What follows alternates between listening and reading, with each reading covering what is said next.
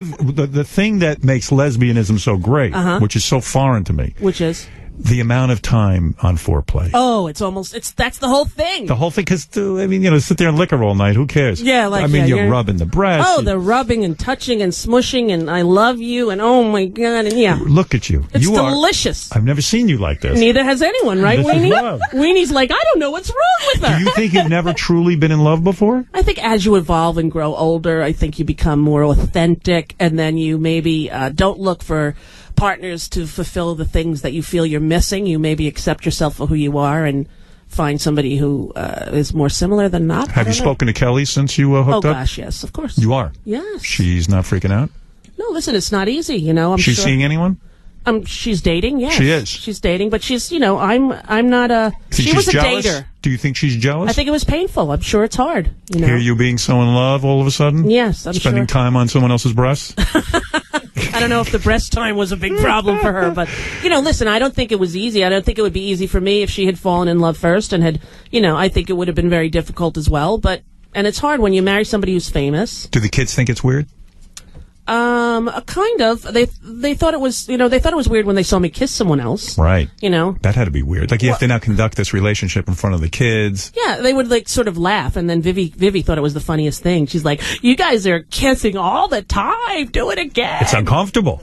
No, it was all right. It was okay? Yeah. They were okay. Where do you put the kids when you're going to make love to your new girlfriend? In other words, first time. She runs a tight ship. She's got 6 kids, and they go to bed at a very reasonable hour. So you mean to tell me when she comes to see you the first time, where are the 6 kids? Okay, the first time she came to Miami, it was just me, Tanya, Eric, my 2 friends, and my 2 kids, Chelsea and Blake. Right? They were there with me. Right. And so she stayed in the guest house, and then we sort of got to know each other. And on the plane on the way home, I said to the kids... She stays in the guest house how long?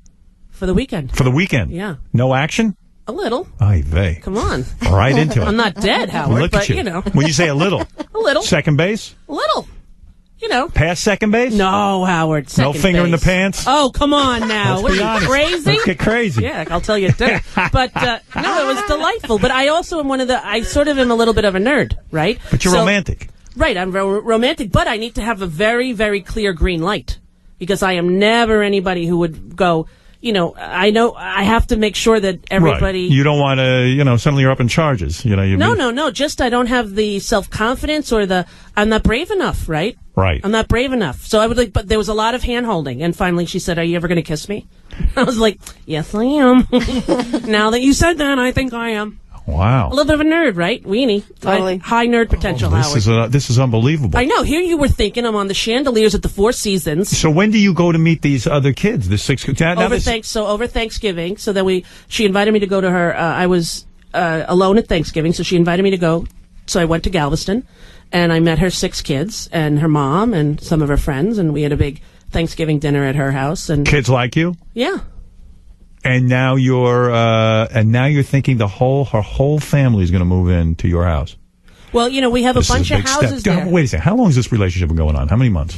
Since September. Since September. Yeah. That's fast. That's too quick for you? Yeah. In Lesbianville, that's a long time. I don't know, though. You know what a lesbian brings on a second date? What? A U-Haul. Yeah. But you know what a gay man brings on a second date? What? What second date?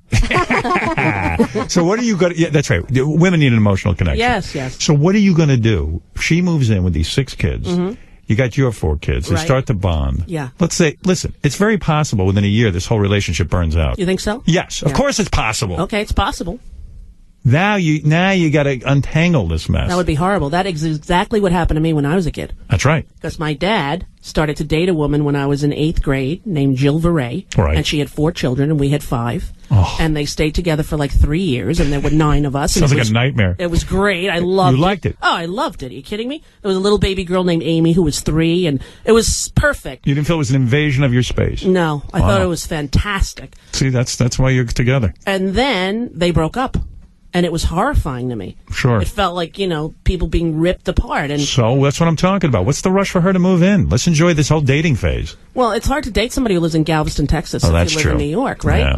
What are you going to do? And every time you fly in and then you leave your kids, and, I have a big property in Nyack and a bunch of houses, and it's we're gonna go slow. It's not like then we're not putting Blake in a different bedroom with Parker in order to smush her kids in. We've got space. It's and then all we okay. got to figure out finances. Let's be honest. I got a lot of money, Howard. That's I know true. that you don't like to think of that, but Yeah, you do. I never think about money. That's I have right. more than enough money to support 10 kids the rest of my life and theirs. Well, it sounds like bliss. Sounds good, or a nightmare. right? Or I'm a not nightmare. sure. I don't know. I can go either way on this one. I think it's good. It's good for me. But I still feel bad about Brad and Angelina now. You have this on good authority? No, I made it all up. Oh, you I did? mean, I'm reading the same thing you're reading in the paper. It seems to make sense to Well, me. Cindy Berger, my publicist, said Right. to me this morning at Good Morning America, I'm going to get this confirmed. I'm like, get what confirmed? She's like, Brad and Angelina, I've heard. What a Like, life. I didn't think that could be possibly true, but Cindy, you need your own life. she is hysterical. Do you ever hear her? I've heard of her. All right. Well, she's like this top-notch publicist from Long Island, Jewish girl, beautiful, black curly hair,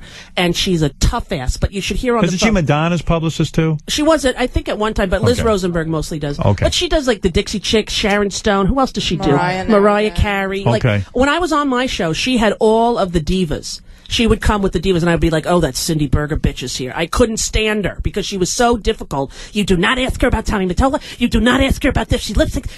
She was horrible. And What do you... then Yeah. she was pregnant at the same time that I was adopting my son, Blake, 10 years ago. Right. And the baby died. Oh, that's terrible. Right when the baby was born, the day it was born. That's the worst. It was horrible. And so then I sent her a book and a note, and then we became friends 10 years ago. And then she became my publicist. I was Lois Smith, retired. And we've been really, really good friends ever since. So she'll be on the phone, and this is an impression. She'll be on the phone. She'll be like, and I'm telling you right now, I swear to you, if you do this again, you will not get one of my clients. Do you hear me, People Magazine? You will not get one. Sharon Stone is off your... You hold on. Hi, Schnooks. Yes, it's Mommy. I love you. Did you pass algebra? Tell Daddy I'll pick him up. Thank you. You will not get it. She's like... I think Gary has been the victim of about 100 of her phone calls. Isn't she? Yes. Right. Yeah, I yeah. get along well with her. So do I. She's an you do? amazing girl. Okay, we like you, Cindy. tough. She's tough, but okay. She does. She represents the big people. Why were you not at this concert for Haiti? I figured that's a perfect place for you. Did you not get along with some of the people there? I made the suggestion that perhaps at telethons, celebrities who are millionaires should be forced to have a $100,000 minimum cover charge. Nice. You said that. And yeah. and then you were asked not to come.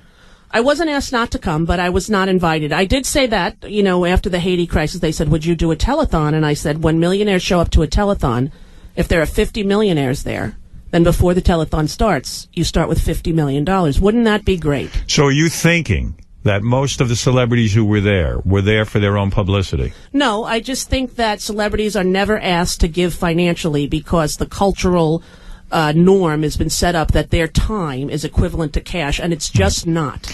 I felt that just from an entertainment standpoint, just because it's about a sad occasion, not everyone has to sing a sad song. Right, and not every person has to tell you the story that you've already heard and that you've known from listening to the news, and Right. I agree. But you know what? You have to not And be Julia cynical. Roberts should dress up a little bit. You I'm think so? sorry. You Yes, I do think so. I think Julia Roberts is known as a glamorous person. In fact, that's all she does. She's an actress who's glamorous. Yeah. Put on a little hair, fix your hair a little bit, put a little makeup But you want to on. know, speaking of Julia Roberts, before the 9/11 telethon, which Right. this happened to me before, right? When the 9/11 telethon happened, I was livid, saying they're going to charge everyone, right? Right. They're going to and they said no. And so I called up Julia in a state of hysteria and said, you do not go on that telethon without Julia. You have to do it. And everyone else will do it if you do it. And she gave $2 million to the Wow. Red Cross. Well, there you go. She had a good influence. There you go. But I, called her like a screaming maniac, which I don't think really is the way to do it either. So I simply suggested it this time. Right. And, but I think they did a great service, and it's always good to give your time. But I think if you have a lot of money, you should give a lot of money.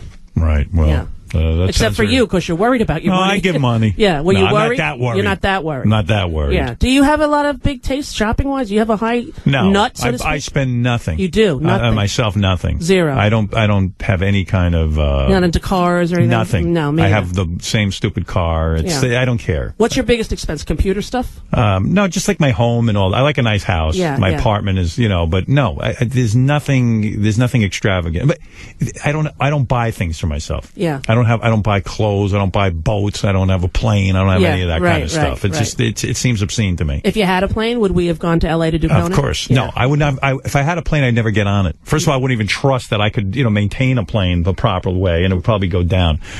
All I know is Sully got hit by a couple of geese and they went down.